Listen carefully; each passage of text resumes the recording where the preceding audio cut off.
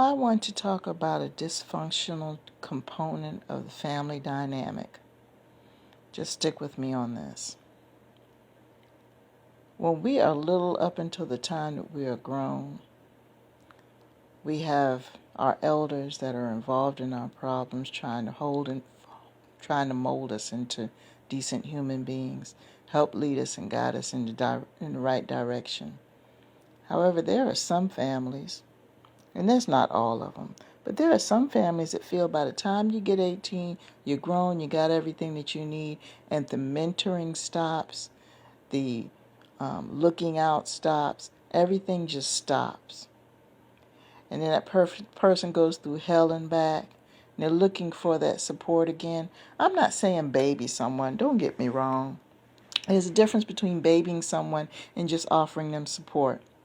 I'm talking about people who just cut people loose emotionally, physically, and everything else just because they turn 18. 18 is not the golden grail. You're allowed more rights, but life still continues on. And sometimes when the person is a young adult going into between the ages of 18 and let's say 50 or 60, and they go through things, they try to go back to those same family members, and they'll be, instead of providing them with a decent answer, because the truth is they don't know the answer to it, they'll turn around and say, well, you're grown, that's your situation.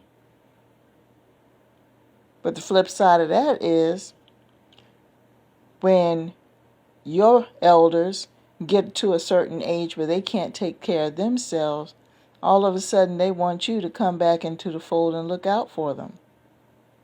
But what about all those years where I need a little bit of guidance, and all those times you contacted me and told me about how grown I was, or some didn't even say anything at all? You think I don't have those feelings built up inside of me? I mean, I'm just saying this as a person. Because there are a lot of people that I'm running into right now, and I'm at that age group. My parents have went ahead and passed on. But I'm in that age group now where they're dealing with a lot of parents where they have had that disconnect. Everything was fine when they were children, but by the time they got grown, that closeness wasn't there because the parent felt, okay, you know everything about the world and everything that you need to know, so I don't need to tell you anything. And sometimes when they try to go back to them as adults and try to get their guidance on things, they act like they don't want to give them any guidance. They're like, okay, you're grown, it's your problem.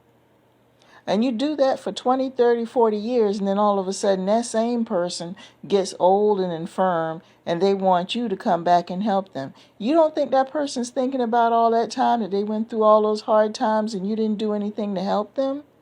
They're going to feel a certain kind of way when they take care of you. You know, once upon a time when I was little, I was always taught to respect your elders, respect your elders. Don't disrespect your elders. Don't disrespect your elders. And I was taught that because I was told that in the Bible, if you respect your elders, your days will be long. But people have to understand, you can't be taking the Bible out of context just because you're old. They had those rules in the Old Testament, and that was referring to sane, God-fearing people. That's why they were saying respect your elders. When they were talking about that, they were talking about sane, God-fearing people who are responsible and take care of their family. They weren't referring to old fools. So just because somebody's a certain age, if they're acting foolish, I don't think that applies to them. I'm sorry. You know, I mean, Bible scholars might want to go ahead and dispute that. But I'm thinking that, you know, when that was written, it was with the intent that that person was God-fearing and did everything they could in their lives. And that's why they're being told to be respected. But you see where I'm getting with this? From the time that you're a child, Uncle so-and-so, Aunt so-and-so was always around, always had a willing ear, always willing to try to help you get into direction. By the time you get grown and start having, you know, kids and families and everything else, problems come up, you try to reach them and get in contact with them for some guidance, or you might need a little bit of assistance. And the first thing they want to say, for a lack of a better explanation, is, well, you grown, I don't know what to do with that. You know, I did what I could. And you carry on like this for a good 30 or 40 years or whatever until they get old and near death themselves. Then they want to call you out the blue and tell you to come in and help take care of them. They forgot about the fact that you were in some very desperate situations and they turned their back on you. So you're supposed to just totally forget about that. That's a hard thing to do. And some people are even traumatized worse than that. Asking to come in after all these years and then come back and then revert back to the same mentality that you had as a child by being in this person's presence and admiring them and just taking all the, all the language and all the behaviors. You're supposed to revert back to that mentality when you can sit there and you can count the number of times where you needed their guidance and their help and they refused to give it to you when you were an adult. You're supposed to just totally forget about all that. I don't think that's fair. So my message is this. If you are not sure whether or not you want to have somebody in your life toward the end of your days, don't support them then. But it's hypocritical for you to turn around and ask somebody to help you when you know you have turned your back on them. It's hypocritical, it's selfish, and it's wrong.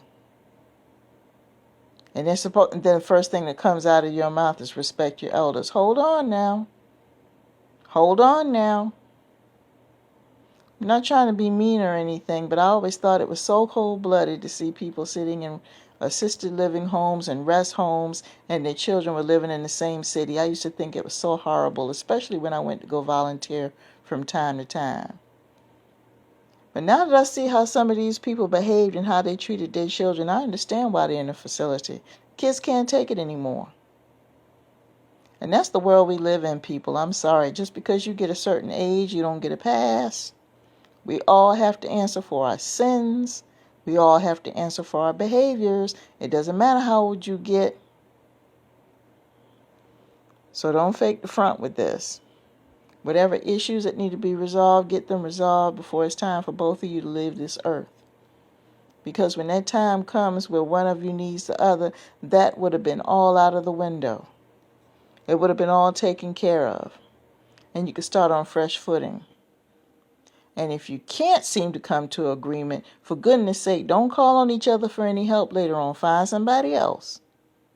Because you don't know what kind of feelings that person is harboring regarding whatever situation that came up. Just saying.